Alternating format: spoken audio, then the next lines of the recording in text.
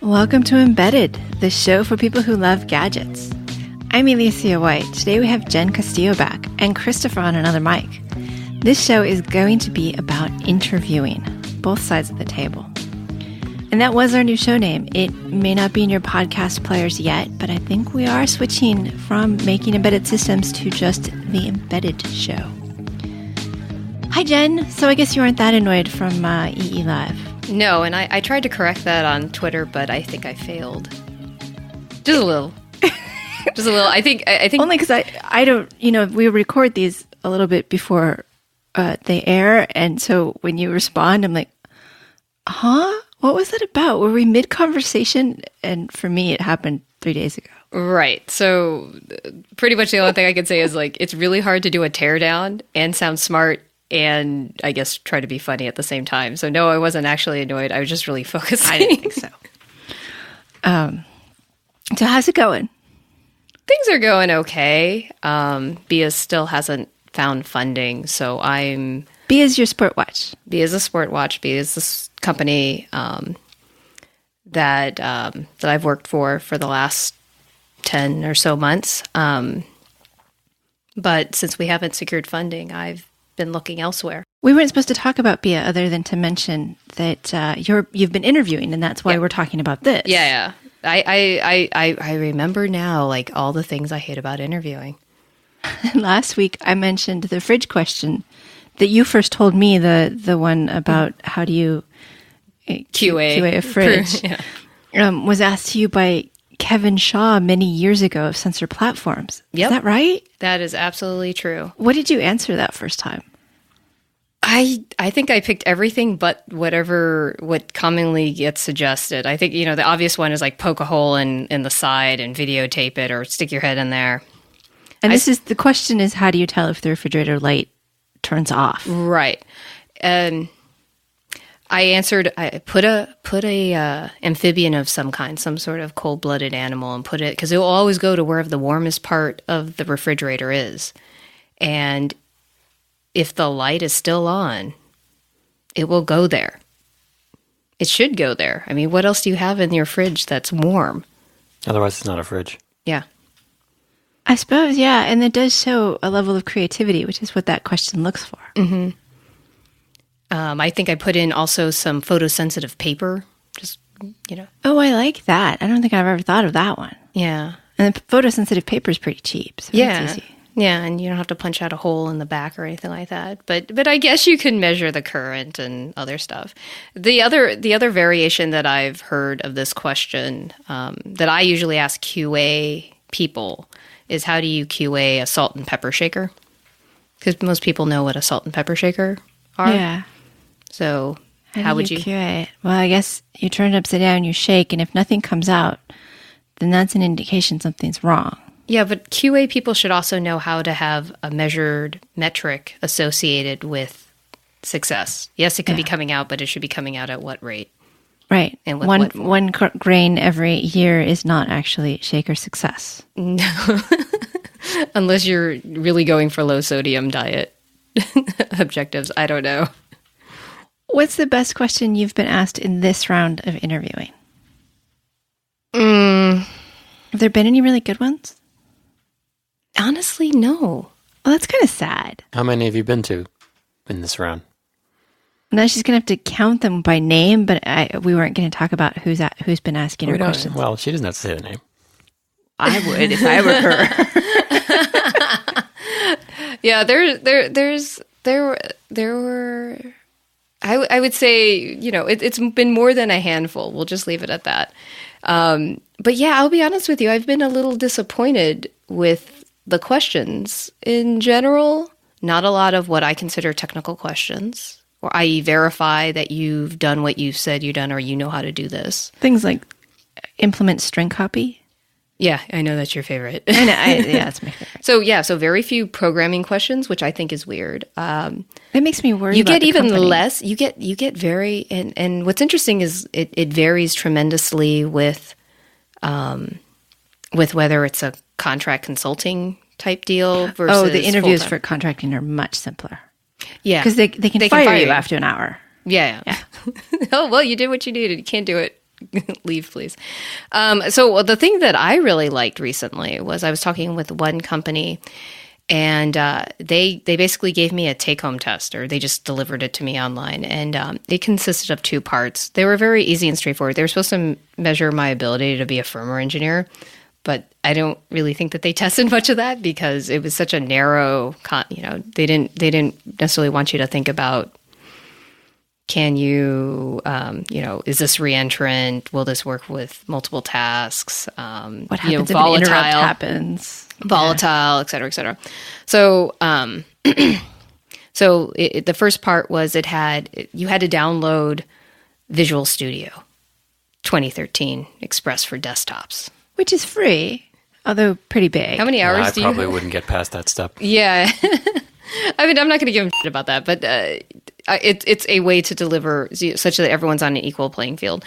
But the other thing so that was the sucky part. The interesting part was so the first test was doing moving average, and they had a map file. So they had to me, I think James Grenning would probably find this interesting. They had a separate process that would run when you started running your program that would basically give you fake data values over a map file. A mock. Yeah. And so you could write exactly the driver code that you needed, and it would map in there. And, it was just doing, memory register mapping, reads and writes. And it was all simulated right on your Windows machine. And I thought that was great. That's kind of nice. Yeah. Because it's what we should be doing. I don't think we do that. It's certainly not in an interview. And then the other part of it was then use FreeRTOS and implement a task that'll do some more things.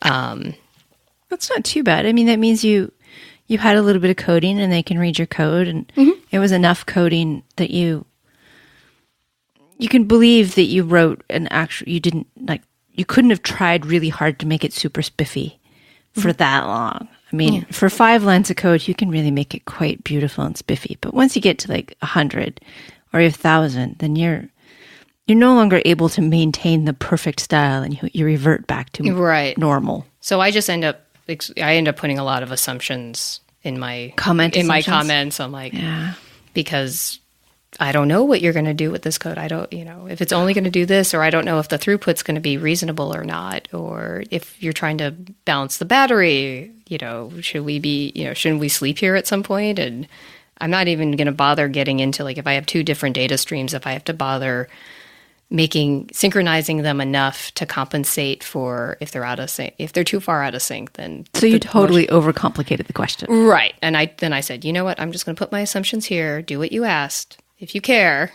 we can talk about this later. But yeah, I thought that I liked that. I thought that was a nice way to do it. The other thing that I would really like to see would be, I don't know, more interaction, more on site like that, where you're forced to program like that. Well, I don't mind the small coding questions, and I don't even mind the larger quizzes that are take home. Mm-hmm.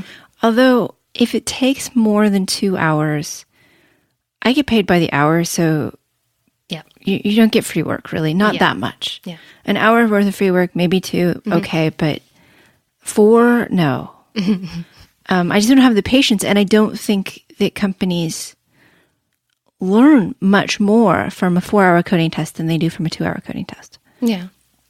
Agreed. Haven't you had a couple of backdoor fix this problem for us as part of your interviews? I seem to remember that you had audition 1 or 2 things that you came in and you were doing an interview and you fixed some bug that they had. Yes, I did.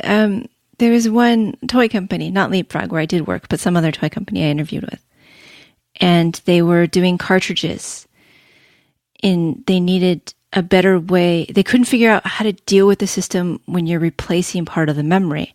And I just, talked about how you have headers and what you do and base ROM versus flash ROM and all these things. And it wasn't that hard. And he said, we've been working on this for 2 months. And this architecture looks like it's going to work. And he just was so surprised and shocked. And I'm like, the problem you're solving has been solved by lots of other people. And I didn't mean to actually do any work during this interview. They didn't hire me, but that's okay. Well, why? They were done. That wasn't why they didn't hire me, but have there been any particularly good or bad interviews? At least this time around, there's been some interesting ones. Now, I didn't have any problem during the technical. Technical, I never have a problem with. Usually, what took me by surprise was the behavioral personality assessment. You told me about this, that they gave you a web link to go log in and ask you all sorts of weird questions. Well, I mean, maybe they're not weird for you. I'm trying to remember some of the things that it asked me. It's like asked me to rate these statements according to most to least preference. Well, some of them I just the universe is beautiful. I don't have an opinion on that. I really don't. That's such a biased statement. I don't even know where to begin. Wow. I mean, is that a drug test right there? Were you interviewing for a cult? Well, I'm not going to say who it was. They believe. So I met with their lead HR person, who was very nice, but she felt that I did not take the test right. You gave me more details, and I would agree with her.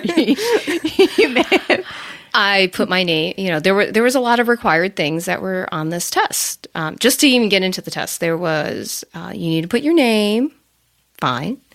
Apparently, you also needed to put your sex, which was wasn't even male or female. I think it was man or woman. But anyway, and that was required. And that annoyed you. That annoyed me. That's just you generally don't ask people what sex you are. Is that even legal? There's a lot of things that aren't legal. I'm not sure if that one is part of it. That one I think they're allowed to ask you, but it sounded like from some of these other questions they asked, like, how do you rate whether the universe is beautiful or children are wonderful? Yeah. Would kind of indicate whether or not you had children, which is a question you're not supposed to ask. Yeah. So it had questions about, what do you do with your leisure time? Well, I couldn't answer and then take these things and arrange them from you mentioned art, gardening. No, because I put myself as a man. I see. It asked me, it was financial planning. Financial planning is a leisure time activity. Yes, according to this. Wow. I need to make best friends with that person. Some sort of, I think it was hiking or something, and volunteering, and I don't remember what the other one was, but none of them fit any of my leisure activities. Not even. There was no running. There was no making weird little gadgets with furry animals around them or inside. Don't make fun of Milford. That's what you named your felt cat? I did. That's great.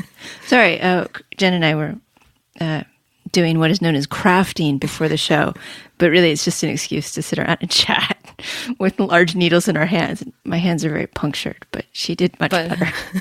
So, okay, and it was partially because I spent the morning on electronics. Yeah. So anyway, the point is that the questions, which were deemed to like kind of feel to suss out how political you were, how open to feedback you were, and a bunch of other things as I was explaining. I was like, okay, I don't know, I don't know what you're trying. So a lot of them I actually put in like not answering because they either weren't relevant to me in some way, or I couldn't possibly answer them in a way that I just couldn't answer them. Like you're asking me to choose whether the universe is good or bad. I'm like, how does one answer that? That's a or ask me about my feelings on prostitution. Yeah, like, this is all not okay. This is just. I mean, I'm listening and to this. And how do you answer that in a 1 to 4 sort of way? Right. Well, the prostitution was actually the 20 statements I needed to arrange from most to least, and I'm like, you're at. I mean, obviously, someone's knee-jerk reaction is going to be prostitution is bad, but there's a lot of different. Maybe I'm revealing too much about myself. There's a lot of different. It's not everything's black and white on a lot of these things. So, did they explain to you what their goal was with this? Or was this just a mysterious, hey, take this test, we're not going to tell you why we want to ask So I was supposed to take it before I actually arrived on site. And they were using that as a way to guide some of their behavioral questions. Okay. And because I didn't take it the way that they wanted me to take it.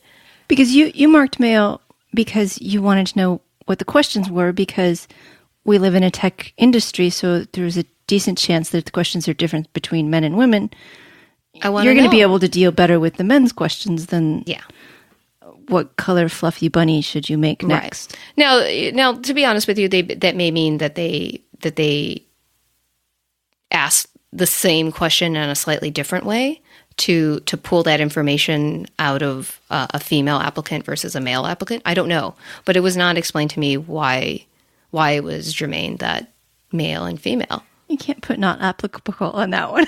Yeah, apparently you can't put that in that applicable. Which is kind of weird in the Silicon Valley, but San Francisco Bay Area. But, or not specified, or decline. Yeah, decline to state. Decline to state, yeah. Because you can certainly put that on your, like, on the, what gender are you, what are you Latino, Black, African, the race question. The ones that they use That's to collect. Always optional. It's always optional. But yeah, I was told I was either overthinking it, which is kind of true. That may be true. But also I think that they thought I was trying to be a pain in the ass. And to be honest with you, not really trying to do that. I couldn't answer a lot of your questions. I couldn't. Not in any sort of but this is what happens when you have an engineer who, were any of you guys good at taking multiple choice questions? Oh, no. Probably. I mean, I was good It depends. at it in the way that they tell you to be good at it, which is one of these answers is fake. Yeah. And don't fall for the fake one. Yeah. But this doesn't sound like there was a right answer. Right. Well, maybe it's not. Maybe it's to not. them there it's was a not, right answer. Yeah. But yeah, that just feels funny. If I was faced with that, I think I would just say thanks, but no thanks. Right. You people are a cult, and I don't join cults. I did pull up the 11 common interview questions that are illegal, and don't see anything that really matches what you're saying. But it's like, have you been arrested? Are you married? What religious holidays do you practice? Do you have children? What country are you from? Is English your first language? Do you have any debt? Do you drink? Some of those you can get through the That's background what I'm saying. check. They can kind of circumlocute through these questions. Do you like children? Well, maybe they have children. Maybe, if they're asking a woman, well, she likes children, well, maybe she's going to get pregnant and leave, and then we can decide not to hire her. So there's a lot of stuff that's really... Yeah, but the truth of the matter is, we as applicants, we give up a lot of that information all the time. We do. Yeah, I interviewed with a company, and we went out to lunch, and the guy really just wanted the social question, so do you have kids? And I looked at him and said, you know that now you have to offer me a job. Just because you casually asked that. You can't do that. And he turned white. And they actually, I left the interview shortly thereafter because of other reasons, but they didn't seem to understand that there are things you can't ask. Okay, so we've discussed things that seem like red flags in an interview, weird personality questions. So the follow-up on that is when I went through and talked with each of the people, I talked with the CTO of the company, VP of engineering. I mean, I had an hour-long conversation with the VP of engineering before I even arrived on site. Shouldn't he have had better things to do? That's what I would have thought. But it's a small company, sure. I think they were very excited. But I talked with everyone, most of the technical staff, and including the CTO, the personalities. What they were looking for were people who are good team players, who weren't going to be assholes. Which is a fine thing to look for. I think I would love to work for a place that does not have assholes. Are you going to bleep that? I just hope he doesn't make it the title. No one wants to work for a bunch of assholes, right? And maybe if you do, maybe it's because you are. I don't know, but everybody's definition is different too. Everyone's different, and certain teams, certain different people right, might be right. the odd man out. Yeah. So I didn't not get, I got along with everyone during the interview, but everyone was kind of bland, I couldn't necessarily get past these tests that involved whether or not the universe was beautiful. I don't know. My impression was that if they needed to stand up because the company was going down the wrong path, I wonder if they would stand up. I wonder if they would say anything. I think different personalities have a place within a company, because you have different group dynamics, and they each have their important part. Oh, please, please, please set me off on my soapbox about diversity. This is going to be great. Oh. Nobody ever starts me off that way. Oh. But no, I totally agree. It's not about diversity of gender or skin color or age, although those things are all important. It's about diversity of thought. Mm-hmm. It's about having all the perspectives around a problem. And you tend to get those by having diversity of body types and backgrounds. Mm-hmm. And so it sounds like they're building a monoculture, whether they're intending to or not. Right. Which is sad for them. And a good escape for you, because now you don't have to go there, and sweet. If they, I wish them all the luck in the world. They are still searching for that person, though.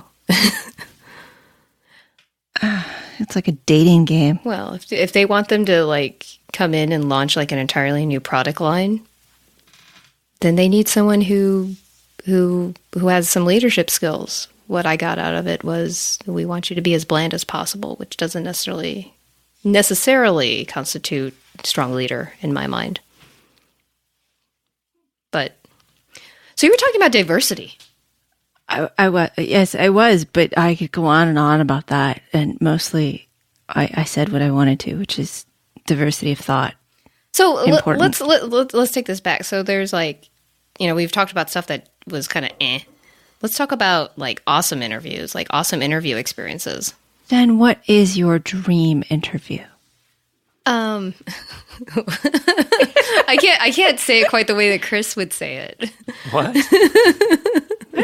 Well, I'm not quite sure how Chris got into this. Oh yes, Chris, what is your dream interview? You're going to have me repeat this? Oh yeah, that was hilarious. That was really good. Well, let me see now. It would involve Disneyland. We'd go on all the rides, and then we'd probably eat at that restaurant by the Pirates of the Caribbean, the one that's over the water, and I'd get spaghetti. And then after that, it's really well planned. After that, we'd sit down in Club 33 there, which you can't get into unless you're really special, but they'd get in because obviously this company is super awesome, so they have a membership. But it's not Disney. Yeah, I was going to say, but it's not Disney. Oh, no, it's not. Well, it could be Disney, but it's not Disney. And then, they'd work hard to convince me that their company was the best without actually asking me any difficult questions. And then after trying to, raise the compensation throughout the entire interview, they'd finally give up and just offer me 51% of the company and a controlling interest without, actually having to do anything. Wow. Yeah. That is a dream interview. You did say the dream interview. I did. Not a realistic interview. Okay, so that's on par with, oh my God, we're driving our house to Catalina. We have to get off this boat. No, that was a nightmare. So I'm gonna bring your dream back to reality. That's fine. And not actually expose any of my dream interviews. But so no technical question to me is a big red flag. Oh yeah. I want to earn my It happens a lot, right. though. It happens a lot. Yeah, it does. I want good technical questions because the companies I've been to that I actually went to after kind of technical questions, those were terrible places to work. Okay, so I know what I think of as kind of good technical questions, but without getting into this is a specific one. Yeah. What do you guys think of as a good technical category of questions, types of questions to ask? Specifics is a lot easier. Well, okay, you can be somewhat specific. I mean, my every chapter in my book has an interview question, and of the 9 chapters, they are suggested interview questions, and the 10th chapter has an anti-suggestion. But I I used to ask string copy, please implement string copy. And that shows they know pointers and they know variable names should be dest and source and not A and B. And everybody forgets the null. So, can they take a little hint? And then did they manage to malloc something in there? In which case, oh my God, please stop. Or did they somehow do it recursively? Which again, oh my God, please stop. And so I usually have a really tactical hands-on question. And I don't care about syntax, but Jen, you said you do care about syntax. I totally care about syntax. And I know that you and I go back and forth about discussing whether how much slack you should give to somebody when they're doing programming on the whiteboard. But I think that when you're at an interview, you're trying to show your best. I don't think I necessarily ask very difficult questions. They may be time consuming. Yeah, string copy I don't think of as difficult. But if you forget, good syntax, like I'll forgive like one time that you forget a semicolon, but I expect there to be a semicolon. Otherwise, you're just showing me pseudocode. Well, yeah. So I do have a short technical question. I usually lead off with that so I can read their resume while they're struggling. And then a longer interpersonal-ish question. Like, I don't ask what your greatest strength is because being a workaholic is, of course, the only right answer. I'm too passionate about my job. What's your greatest strength? Cookies. What's your weakness? Cookies. But I will ask, can you tell me about a time when you've had a problem, a difficulty getting things done and how it was resolved? Because there's so many people who will say, I tried to make the world better. I tried to make the build system work more efficiently, and nobody would take it on. Nobody would do it. Nobody would finish it for me. And so it just died. And I walked away, stormed away, like threw a temper tantrum in my cube for 6 months and finally left that and stupid company. And I wrote a novel. I mean, so many people tell stories about themselves that make them sound like little babies.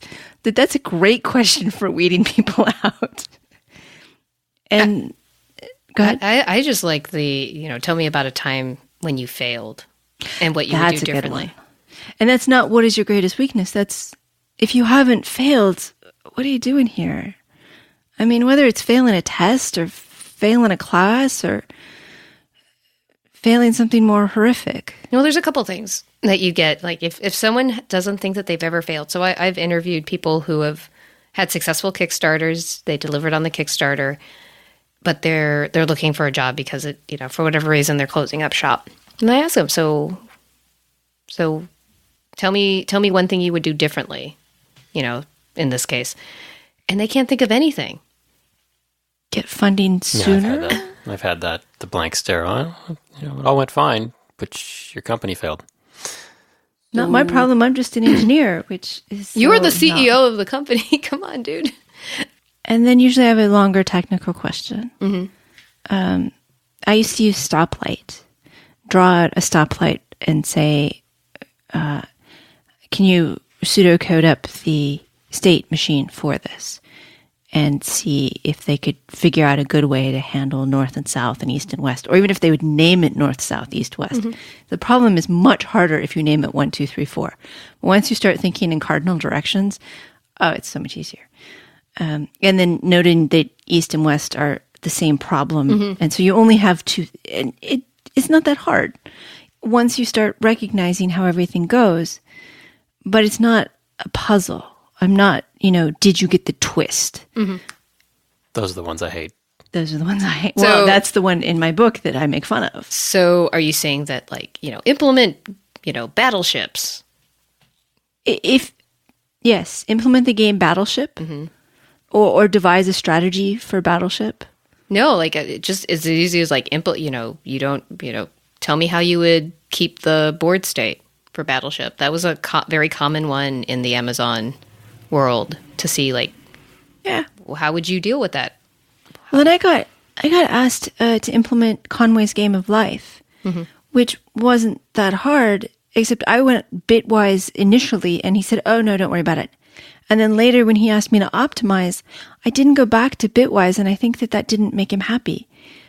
but it was just because he'd already told me not to go down that path, and I thought he wanted something else. Yeah. But yeah, I think that was a fair question. And I think Battleship's a fair question.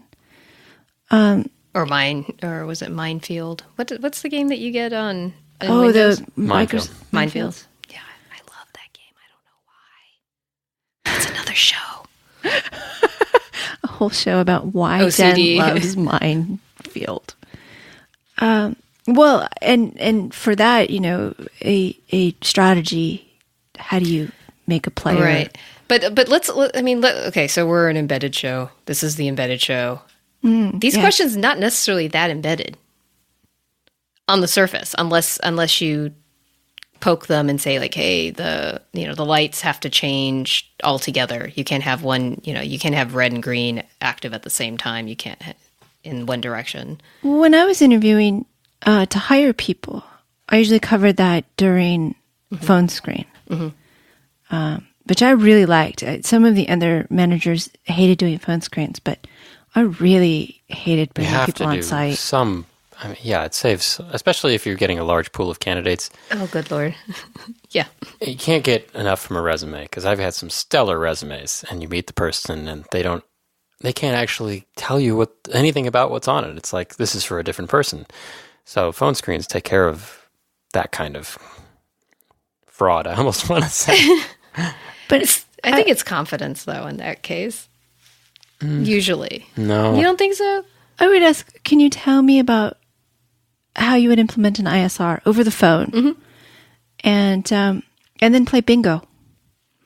Do they manage to say interrupt at any time during the answer? Word bingo? Yeah, it was totally word bingo. And do they say latency? Because that's a good one. And do they understand floating point calculations? No, that would have been minus points, of course. Remove a. But I mean, return from interrupt versus return from function. You return a double. Now you're just yanking my chain.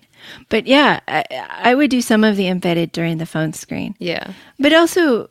A stoplight ends up being kind of embedded. Yeah, it is. It is. But a lot of times I get people like, can I program this in Java?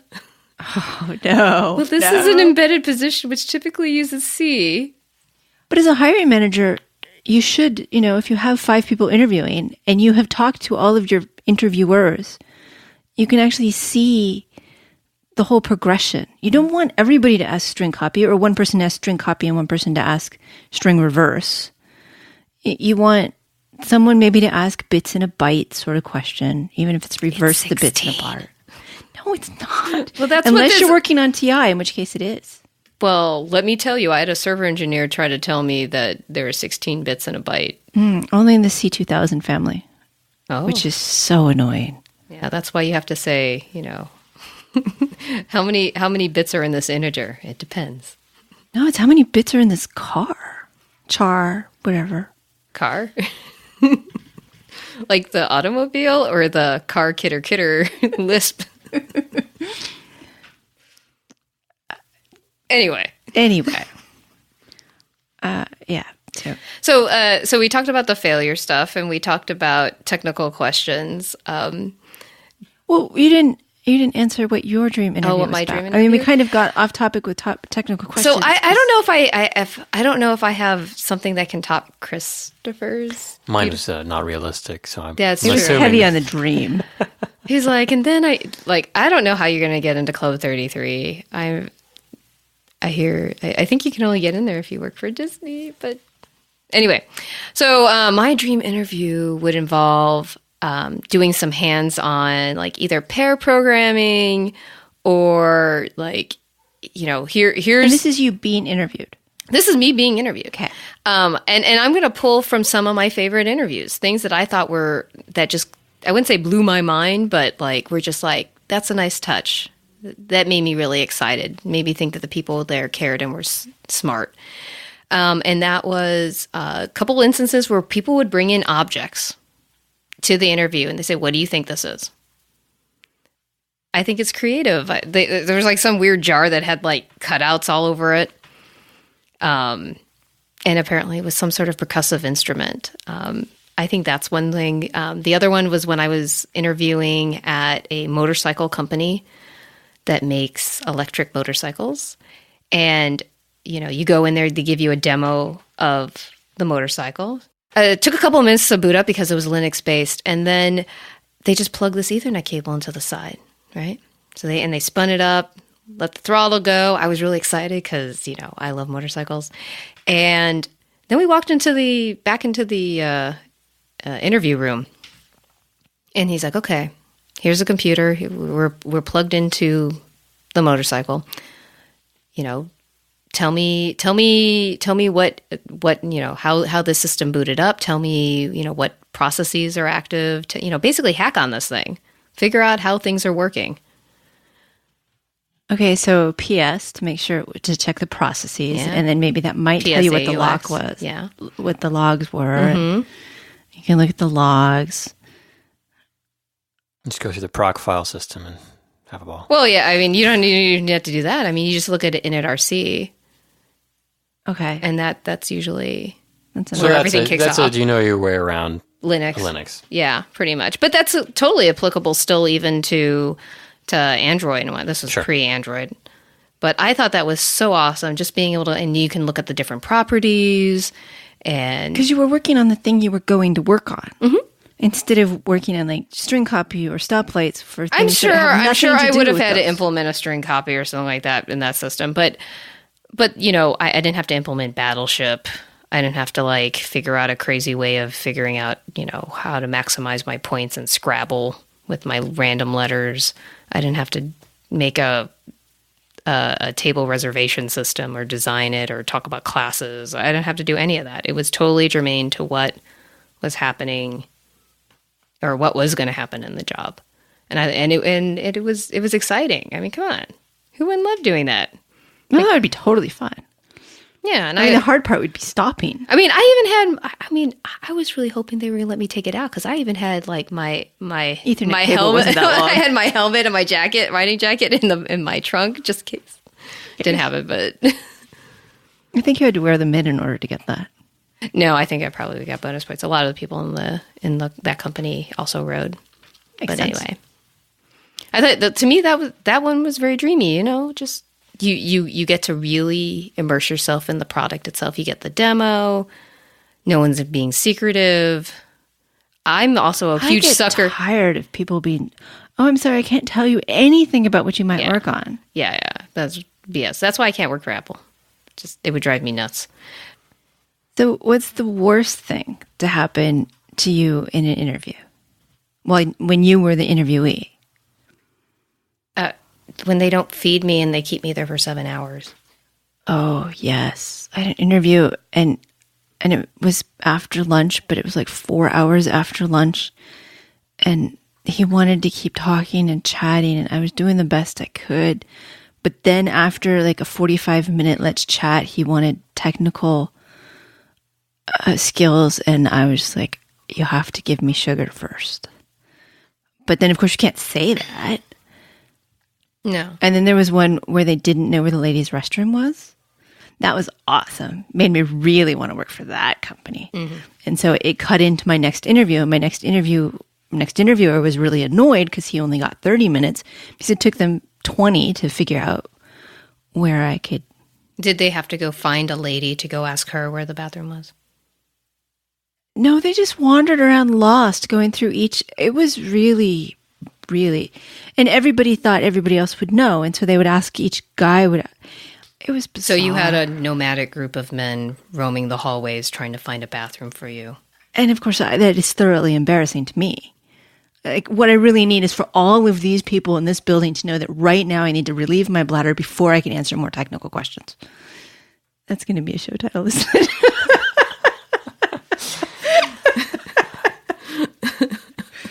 Depends on how the rest of the show goes. I mean, only the best podcasting here. The question we were supposed to be on was... worst things. No, best things. Oh, best things. And somehow we got back to worst because I guess that's more fun to talk about. But, totally. Oh, yeah. Best things. Yeah, so those sound like really interesting novel.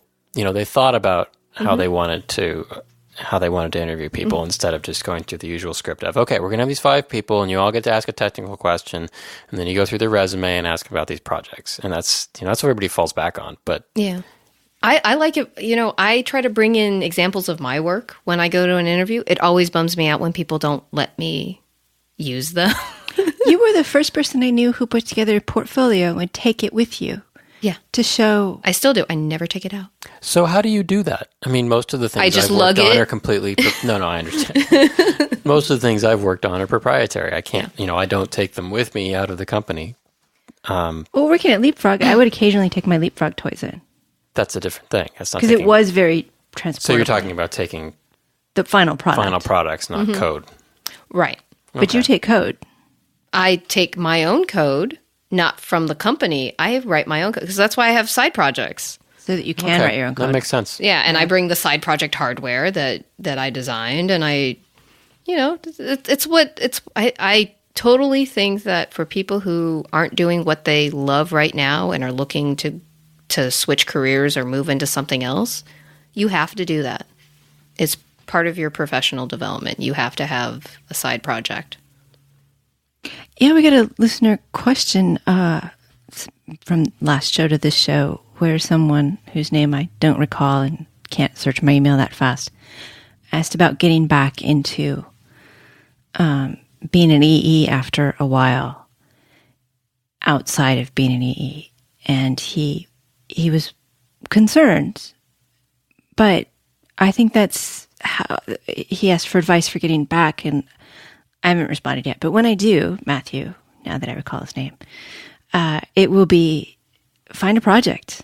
Look at Hackaday, look at Spark Fund, spend $100, make something fabulous. And that becomes your new credibility. Yep. And you can take it wherever you go, and it's yours now. And you don't have to hide it because it's somebody else's code or somebody else's project or someone else's hacked hardware. So, and I remember speaking with Jerry Ellsworth about this a long, long time ago, is that she would also do the same thing. She would bring in her baby, plunk it on the table, and people would just look at her. But I think these days it's much more acceptable to bring in your work, as long as it doesn't take up the entire table, and use it as a jumping off point for talking about how I did this, that, or the other. Because usually, there's been some companies, sensor platforms in particular, that will have you come in and do a little presentation about anything. As a hiring manager, actually both as an interviewee and as an interviewer, I love the 20-minute presentation before the interview starts. Everybody in the team can participate, and not just the 5 that you are on your hiring team, but everybody. And then you get a flavor for what the person's going to be like. Mm-hmm. And maybe it's just because I present and I don't find it too intimidating. Yeah. But I like giving that presentation, and I like getting it too. Yeah. I think it's just a really smart way of getting, one, can the person communicate about something that's so personal? Is about communication. Yeah. I'm becoming more and more of my opinion as I get older, a lot older, is that it's not enough to be technically competent. I mean, you could be the best person in the world technically, but if you can't explain what you did, how you did it, how to use it, if you can't explain it, if you can't communicate it to the rest of the world, it's worth it really is worth and what ultimately is going to mean is that you will be stuck doing that same job forever. You will not grow, you will not, because everyone's just going to go like, oh, well, only he knows how it works. We can't take him off of this. He has to be there. Documentation is important. Yeah.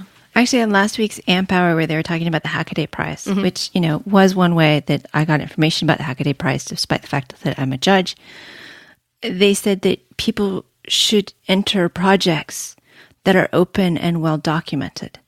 And even though that there are some fantastic things already there, if they don't end up being reproducible or they don't end up being reusable in part, well, innovation's only one. I mean, the definition of open is that somebody can reproduce what you've done. Well, let's. It's okay to have some secret sauce, but for the Hackaday Prize, innovation is part of it, and openness is part of it, and reusability is part of it, which means innovation is only one part. Right. One wedge. And people should consider that openness. So let's talk about that for a second. So you have Android, totally open, right?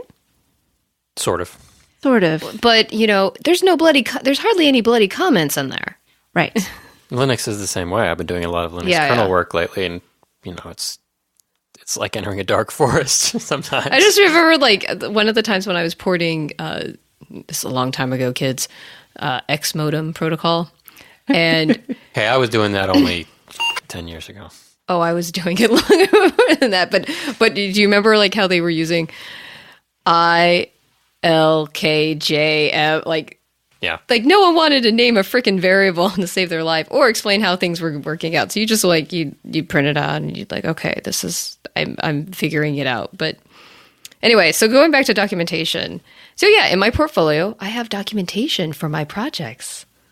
I have, product specs for my projects. Why? Because if I'm working with someone else, they need to know what my vision is. Otherwise, they're going to go off and do something completely different. But I also now I have something I can show. It's this is how I document stuff in my spare time. Yeah, I don't only hack on code. I also make it work I can and tell make you. it able to be talked to by other people. It's real proof. I mean, most of the time when I've interviewed people in the past, they don't bring anything like that. So you're taking their word, and maybe they're just a good talker. And a lot of, that's happened. Somebody's been a really good talker. They've managed to answer the technical questions, and they turn out to be completely useless. And so did a company you work at really hire someone named Beef Wellington? I believe that is at least 85% true.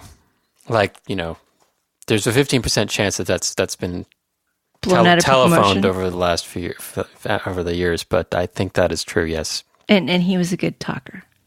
I don't recall exactly. I do remember he was arrested by the sheriff and escorted out of the building, shotgun, and escorted out of the building. Yeah, these are the people we don't want to hire, so this is why we interview. Wait, out of the building that you were working in? Oh yes, he was an engineer. Apparently, he had some outstanding warrants from Colorado. So Beef, if you're listening to this, I'm sorry. But the thing that's blowing my mind here is when I think of Beef Wellington, I think of just deliciousness, and now all I can think about is the second show about beef last time I was born young. I'm pretty sure that was a nickname. Okay, so let me tell you the nickname. No, these are the real Americanized names of people I've dealt with in a technical support capacity. Action Tang, which is by far my favorite name. What? Action Tang. His name was Action. His last name was Tang. That sounds like a deodorant sports spray drink. / sports drink. And the other one's Big Fox. That's nice. Yeah, but that sounds like he's on a CB radio. Actually, Action Tang sounds like when you add caffeine and vodka to Tang. I know what we're doing after this podcast now. Do you have Tang on hand? No, of course not. Okay, so Beef Wellington. Where were you headed with that? I don't know where I was going with that. I guess I brought it up. But I was saying. Good talkers. Yeah, good talkers. Yeah, being able to show evidence of your competence and willingness to document. Because I hear all the time, so you're willing to document? Yeah. I'm real good at that. Yeah, I got the whole language thing down. Sweet. I am so over this checkbox. I just pull out my book. Right. I mean, it's not that hard. I feel like such an arrogant jerk when I do that. When you pull out your book? Oh. As opposed to your portfolio, you're just like, I literally wrote the book on it. Oh, no, it's really fun. Oh, you want me to do that? Here, let me look up in this book I wrote and show you the picture and diagram. No, that doesn't come across as arrogant at all. You did want that job, right? No, usually I don't. That's the problem. I totally agree with Christopher about the dream job is at the end, we agree that you just pay me money and I don't work for you. That's basically paying you to go away, which I don't want to be the one to say. This sounds a lot like, which the adage is like, you don't pay her to stay, you pay her to go away. That's what a prostitute is. Oh, Jen. I did not call you a prostitute. Ouch. Really elevating the discourse today. I'm sorry. I didn't mean. I didn't. That's not at all the way. That's the second mention of prostitutes 40 minutes apart in this podcast. That's excellent. Yeah. Does that mean that we're almost out of time? It is, and we haven't even gotten to the other side of the table. Oh, yeah. All right, let's move this along then. Okay. No, because I had a terrible experience interviewing, and it was when... oh, please be the story I'm thinking of. It is. It's the reason I didn't get the toy job. Oh, yeah. Despite the fact that when the first person walked in, I was playing with the toys on the table, and he sat down and said, "Okay, we should just hire you." Because, I was doing the little puppets and they were playing with each other. And I like toys. You're like a beta tester. And then the second guy, I solved his major multi-month bug. And the third slot was a pair interview, a very experienced older guy, double E, but knew enough software. Brought in the new hire that he had been working with, a young woman who had a master's degree in double E. And she had looked up online what questions you ask embedded software engineers. And so the first question was, how do you reverse the bits in a byte? And I gave my standard answer, which is a 256-point jump table. And she said, "Okay, implement it." And I looked at the other guy, and he's like the old guy, and he's trying not to laugh. And so I do, and I put some dots in my list of the numbers. And so you have to write out each one. And then I wrote the function, and it was a line. And she said, "That's not right." And I looked at the old guy in the corner, and he said, "Oh no, I think it's fine." And she looked at him, and she looked at me, and she got perturbed. But of course, I hadn't done it according to the way she'd memorized. But she went on. She's like, "Okay, fine. He'll explain it to me later. I'm going on." And then she asked me about polymorphism. And I said, "Do you use that in your code? I'd be really surprised. The embedded system you've described so far really wouldn't use that concept." And she said, "Oh, so you don't know what it is?" Like, okay, let's just say I don't know what it is and get on to your next question, because I don't think I can explain it in the context that would make sense. And so she asked about recursion. And I explained recursion, and I said, "But I would never do this for an embedded systems." And she asked why, and I explained about stack. And the whole time I'm trying to, really teach her something and be helpful. And then she asked about multiple inheritance. And I talked a little bit about that. And again, I said, "This is not a good embedded systems question." And the guy in the double E and I have bonded. He has not really talked to me, but we have completely bonded in the interview. He's fully amused. He's engaged. Occasionally he belches up a little comment to help me, and usually against her. And it's become this battle. And then she breaks into tears. So as an interviewee, I have made an interviewer cry. And it was absolutely the worst interview that I've ever had. And I didn't get an offer for the job. And I shouldn't have, because I did reach the point where I was having a good time hanging out with a double E and torturing his little protege. And that was bad of me. And so I didn't deserve a job offer. No. But man, yes, that was the story you wanted, right? Me making the little girl cry in an interview. Yeah, but you didn't tell it the funny way. It sounded more sad, so now I'm bummed. No, you're just sad. Yeah. It is sad. I mean, okay, so... But that is a team fit thing, right? That is a team fit thing. You didn't fit with that team. Well, and and I apologized later, and I talked to her, and I suggested some interview questions, and I even emailed her my little... It was before the book, so I emailed her my little ball of, these are some questions, and here's what you look for in the different paths that can go down. But no, she hated me. Sad. No, I wasn't a good fit for that team, except everybody else liked me. Yeah. And it was just sad. And the worst thing to happen to me as an interviewer was the same thing. You'd think I'd learn. Are you sensing a pattern here? It was another young woman who cried when I interviewed her. But to be fair, that time I wasn't mean. or I wasn't any meaner to her than I had been to any of the other 60 people I had interviewed already for these like 5 positions. And I just had a very fixed pattern because I hate interviewing. But at some point you're just like, okay, I'm just going to start doing it the same way each time, and then I'll have baseline done. And this young woman, I don't know what was up, but I told her she missed the null in string copy because everybody does, no problem. Going to go on to the next question. And she just started crying, and I asked her if she needed a minute, and I escaped before I started crying. There's no crying in string copy. There's no crying. What are you talking about? That's crying in interviewing. That's in the while loop. Yeah.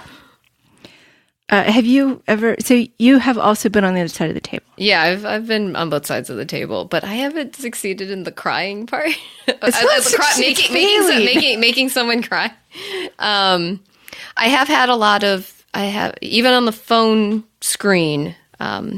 What is typical is you use a piece of software. It can be Google, it could be Collab Edit. There's a bunch of different ones out there right now, and you will basically sit there and watch the person type in code.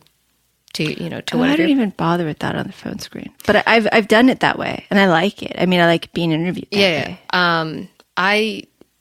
I guess some people can't handle the pressure because I've had multiple, very experienced engineers claim that they cannot program while people are watching.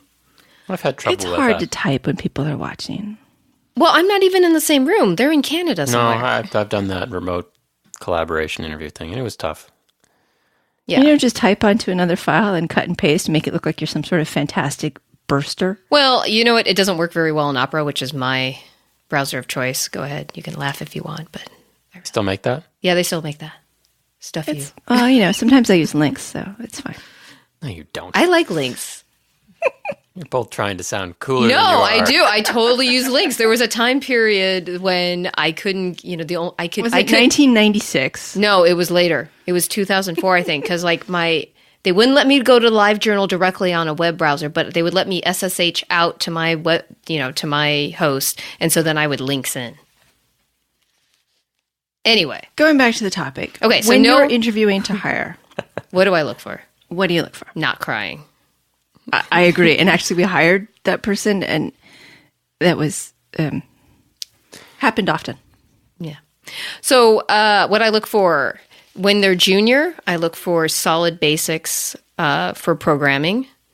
And I don't expect to be perfect. I expect them to be able to take direction. Like, I said, oh, well, you forgot this, or what if you need to do? If they take the nudge that you're giving them and can act on that, great. I don't care how many nudges I need to give, but can they take direction? Are they open? Yes. Are they open to new input? As people are more experienced, I expect them to be stronger and not need as much guiding. When I consider them senior, I expect them to have opinions of their own and be able to offer up different options. So not only is it like, hey, yes, you can use a lookup table or you can do this, but I don't know enough about where this is where this function is going. You have options. But then also if they have opinions about project management or code reviews or code review software that they particularly like, or I expect them to have opinions. I want them to have opinions, but not religions. I think it's hard to discern between that at times, but agreed. Well, sometimes I will disagree with a very senior person who gives me their opinions just to see if they mind if I disagree. Yeah. And it won't always be like, you're wrong. It'll be just like, well, I understand Emacs is really awesome, but when that's not available on a system, like you come up to a Windows system and you just need to use it for 10 minutes, what do you do? And if the answer is download Emacs, then I'm a little unhappy with that inflexibility. Mm-hmm. So, yeah, no, I like them to have opinions, but I don't want it to be the only way they know how. Yeah. I don't know. I don't meet too many people who are that staunch on editors in Windows, more so on Linux, but point taken. Yeah. The most important question is tabs versus spaces. Ugh. I hate it when my code reviews get declined because I have too many. I've tabbed instead of spaced. Ugh. That is an entirely separate show. No, we are not. Spaces, an entire show about that. We're not going down that rat hole. I don't think that's a whole show. Or the people who insist that each indent should only be 2 spaces. Well, that's very important. I know that this show is not about indenting your code. I don't. Indent your code. Indent it all the way to the edge. If you've indented and now you can't see your code anymore on your 80 wide screen. Do you do ratings when you do team interviews if you're leading a team? What do you mean by ratings? At ShotSpotter, we had a 1 to 10 rating where 10 meant if you don't hire this person immediately, I will quit. And 1 meant if you do hire this person, I will quit. And 9 was like rock star, will be able to contribute immediately. And I think 6 was this person will be a net positive over time, but is unlikely to contribute in the near term. And so what I always wanted to do was have people write it on a piece of paper, flip them all over at the same time. And if it was all 7s and above, we hire the person. And, if there were any 1s, and then we could avoid that horrendous meeting where you talk about the person until. Well, what did you think of Tom? I thought Tom's shirt was really good. You can't talk about that in an interview. That is exactly how Oh yeah. Well, and then the last person would just take all the feedback and see which way the wind was blowing, and then change their answer. Which is why flipping over the scores, all at the same time is important.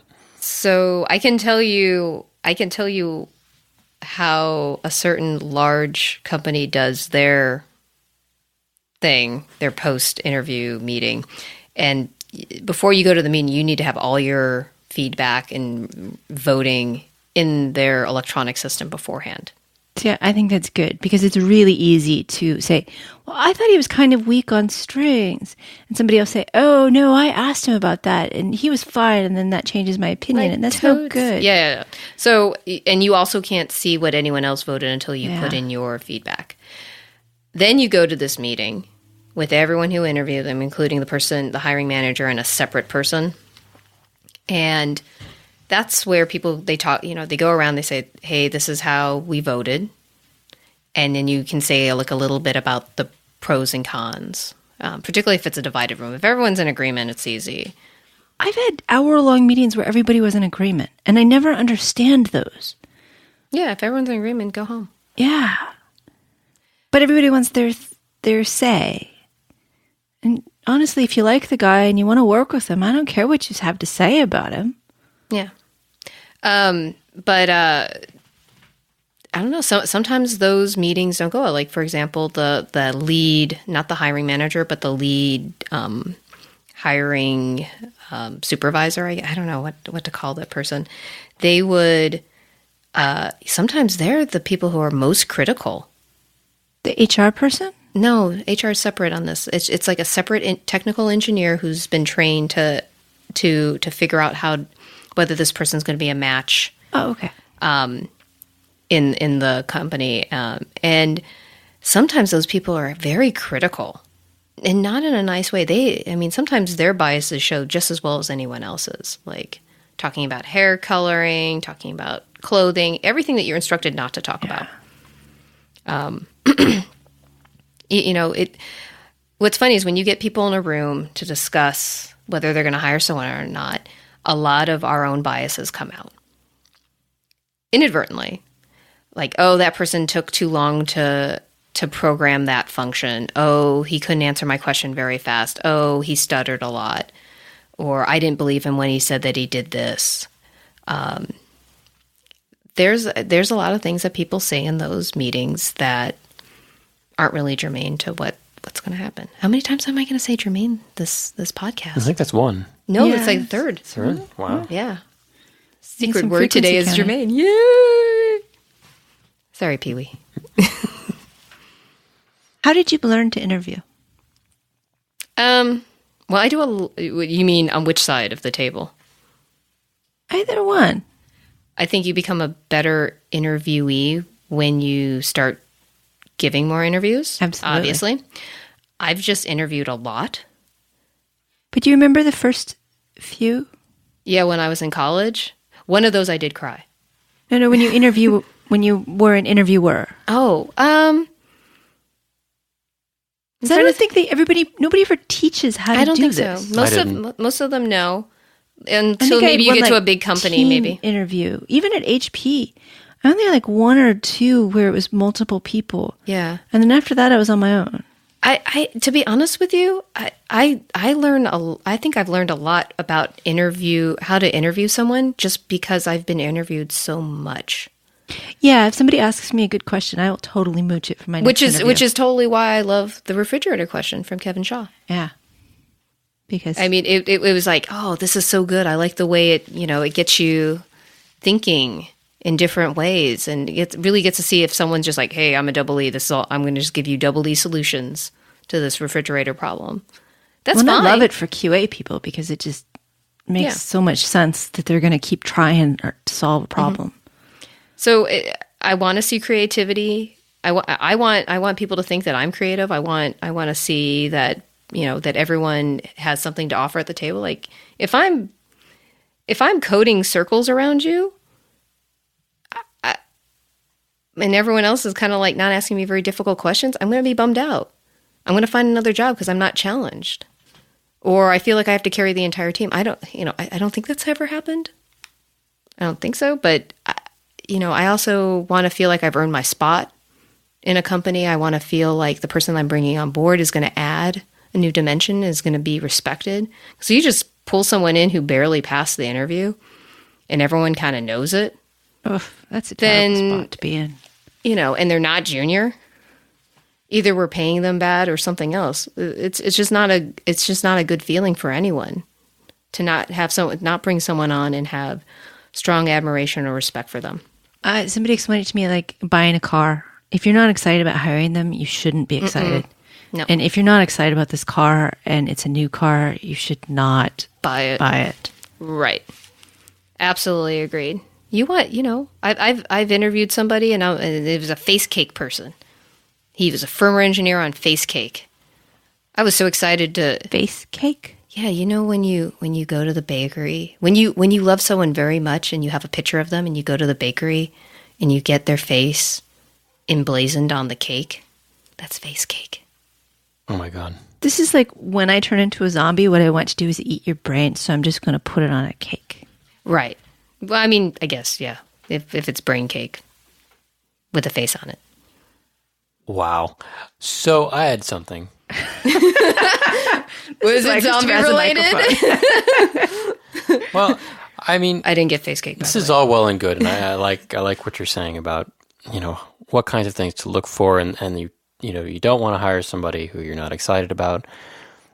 But I have real skepticism about the whole interview process. Period. Oh, my next question is: Google proved that interviews don't matter. Okay, but before we get, I don't think that's before we get there. A lot of times, no matter, you go through an interview, everybody likes the person, they come off well, and then they're dicks or terrible at their job. They might be really great people and just not good coders. And you've only got a half an hour to an hour per person to evaluate an entire body of work and to predict how they're going to fit in and work in your company. And it's a real challenge. And I think a lot of people put so much weight on interviews that it's almost, I don't know, they get so locked into these processes of interviewing, and this is just going to guarantee us a good hire, and it's just a lot of times it's not true. No, definitely not. And you do, I know that we've passed on good candidates because it didn't work with someone. I mean, one person on my interview team just didn't like them. And so it didn't matter how well they did or didn't do on their technical questions. Mm-hmm. When you push in, you say, well, what did he answer? Answer can be correct, but it was like, oh, but he took a long time to get there, which is so subjective. Interviews are so subjective. A lot of times people feel threatened by a candidate. I've had that happen a lot, where there's a team member who's like, I kick those people off my team as fast as I can. I've never felt that. I've never felt that way. So it always surprised me, like, oh, they feel threatened by, I'm like, don't you want to have kick-ass people on your team? Don't you want? Not if they're going to expose you as a terrible, terrible person who's been coasting the whole time. Okay. Which, for small teams, that happens. But I still want to hire the kick-ass people because... Oh, of course you do. because I mean, that's always the right thing to do. But there are people whose insecurities, they're going to be the ones who are, like you're saying, the one person on the team coming up with excuses why they don't like it. Do you remember the guy who actually said, we should stop trying to hire A people, they're too expensive. We should try to find some nice C people to hire. Some nice C level, not C programming, C like ABC. C grade. Yeah. But let's talk about this for a second. In the Valley, it's hard to find qualified candidates. People don't want, I mean, your job is important. You need to go do your thing. But the people that you're inviting in are also, they can't sink like, how many days are they going to sink into interviewing across a bunch of different companies? And does a second day interview really get you that much more information than a first day interview? No, but I'm saying like from a candidate's perspective, if I'm on the job market, do I want to go through, Cisco, Apple, Google? I mean, how many days out of work am I going to be gone looking for another job? Before someone's like, they're dressed very nicely and they're gone most of the time. They've gone to the dentist a lot this week. Clearly, the dentist is very fancy too. They wore their best shoes. And yet, I think sometimes those companies would do better letting their people go off and interview a few times, because you do gain understanding on how to interview by interviewing a lot. Mm-hmm. And knowing that everybody else's team out there is just as screwed up as yours is kind of reassuring sometimes. I don't think most people have put in that much thought in it. All they know is they have a need for people, somebody to take whatever load off of them as possible. I don't think people in the Valley think very long term. Certainly not past like 2 years. Yeah, 2 years seems to be the mode these days. And what's the point? I mean, the person will leave. If it doesn't work out, they'll just go find another job. Everyone's just kind of like... And that's why we end up with dysfunctional teams. Because people don't trust each other, or people are bitter, or what?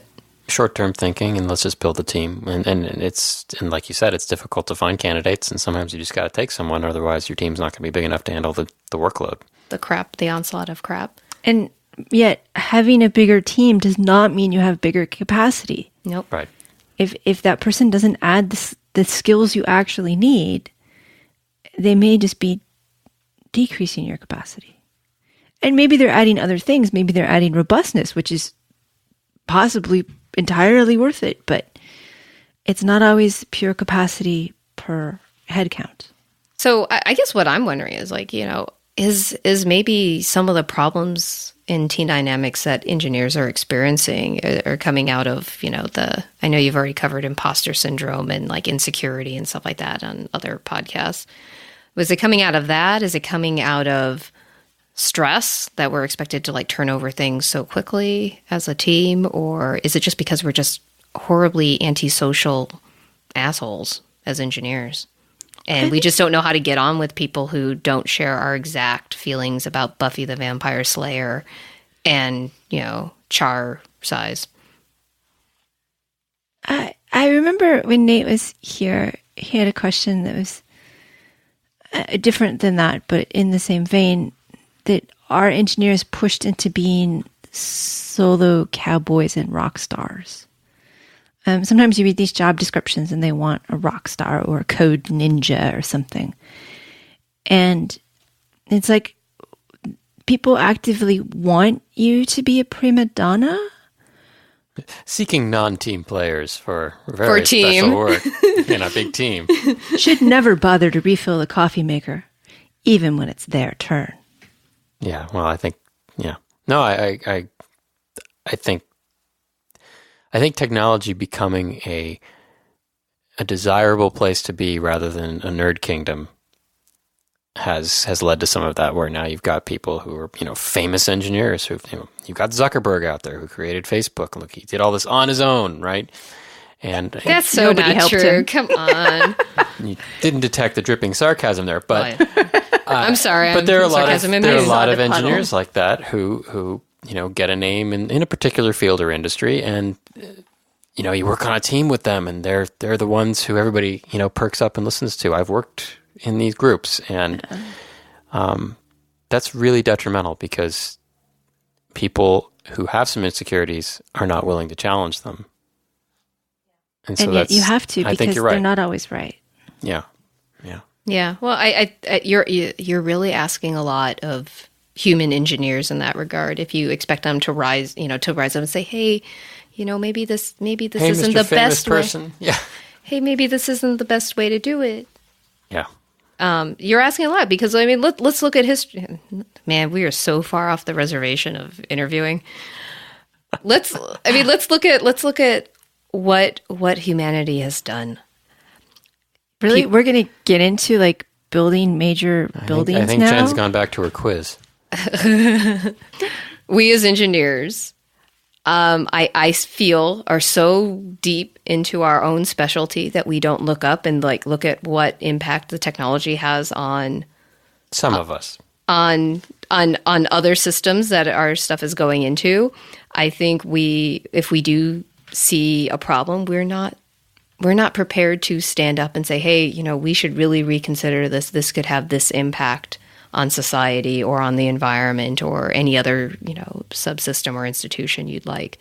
I don't know, Jen. I don't know. I'm not willing to go that far. I'm not willing to go that far. I think there are a lot of instances. I've worked with people who have and been the person who's spoken up on technical situations where somebody could get hurt because management wants or some other technical lead wants.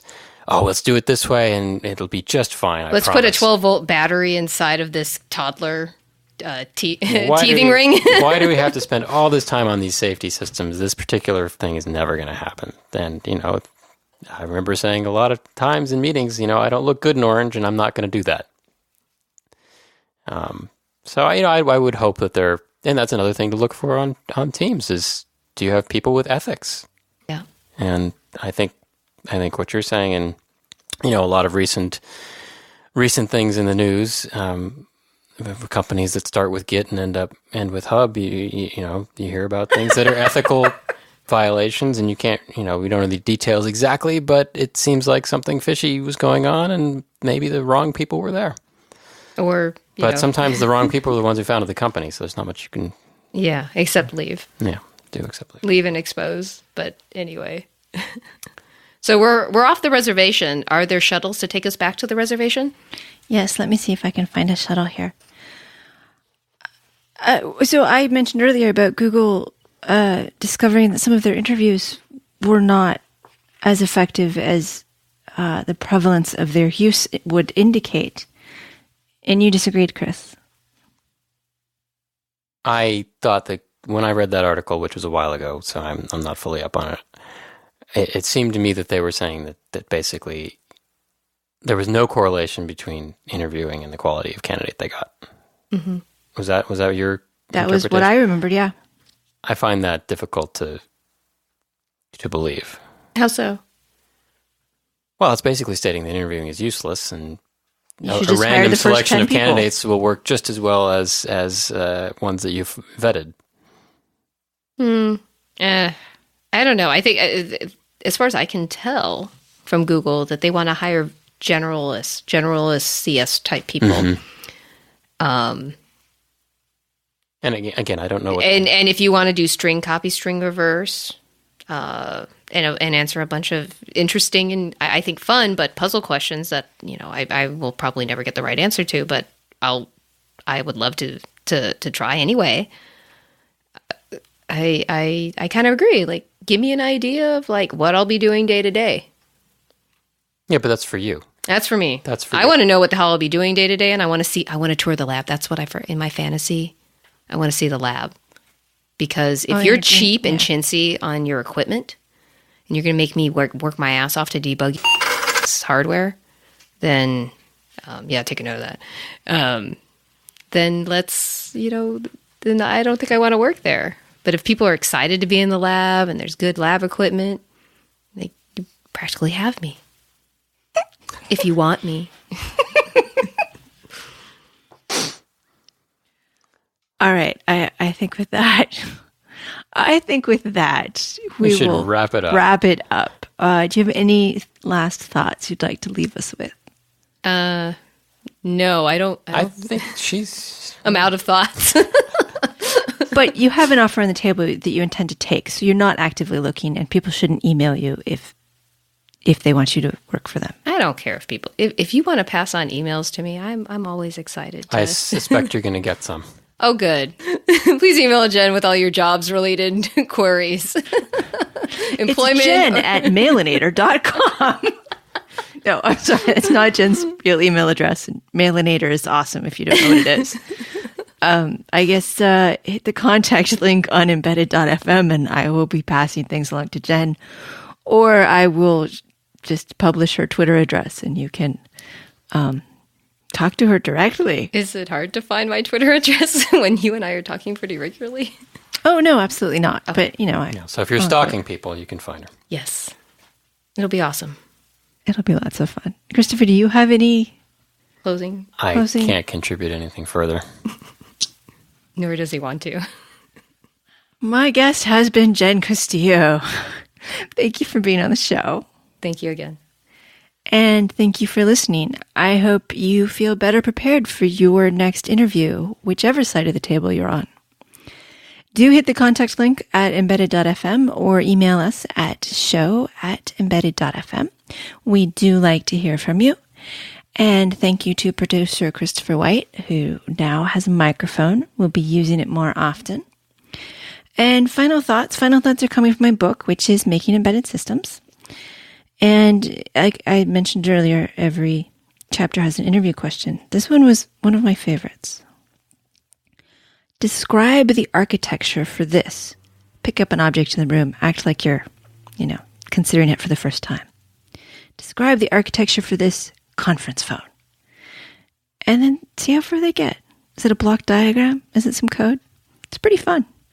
In fact, try it on your children.